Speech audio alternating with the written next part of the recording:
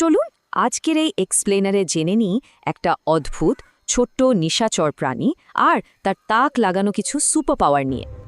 ভাবছেন অন্ধকারে মানুষের বাচ্চার মতো কাঁদে আবার নিজের প্রস্রাবে হাত ধোয় কে?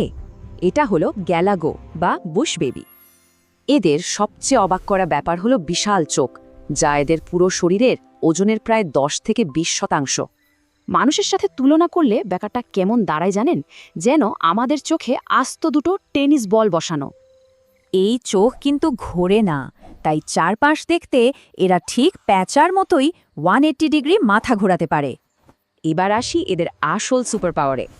এত তকু প্রাণী অথচ অনায়াসেই প্রায় 2.25 মিটার উঁচুতে লাফিয়ে উঠতে পারে এরা। রয়্যাল সোসাইটির মতে এদের পায়ের পেশি কিন্তু সাধারণ ব্যাঙের চেয়েও 6 থেকে 9 গুণ বেশি শক্তিশালী। এই পেশি দিয়ে এরা সেকেন্ডের মধ্যে 9 মিটার লাফায় আর মাঝ আকাশ থেকেই ছো মেরে পোকামাকড় ধরে ফেলে। এদের সবচেয়ে অদ্ভুত অভ্যাস হল ইউরিন ওয়াশিং।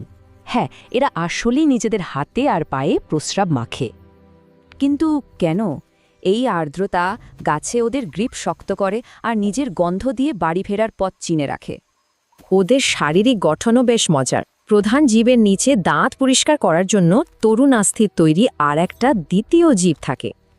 আর ঠিক নিচেই থাকে টুথকোম্ব বা চিরুনির মতো দাঁত, যা দিয়ে এরা গা চুলকায় আর গাছের আঠা চেঁচে খায়। এদের সবচেয়ে গা ছমছমে দিক হল রাতের বেলা 60 ডেসিবেলের সেই ডাক, যা একদম মানুষের বাচ্চার কান্নার মতো শোনায়। আফ্রিকার লোককাহিনীতে এই ভয়ঙ্কর শব্দ দিয়ে রাতের বেলা বাচ্চাদের ভয় দেখিয়ে ঘরের ভেতরে আটকে রাখা হতো। এই কান্নার জন্যই এদের নাম হয়েছে বুশ বেবি। আফ্রিকান ভাষায় এদের নাগাপাই বা রাতের বানর বলা হয়।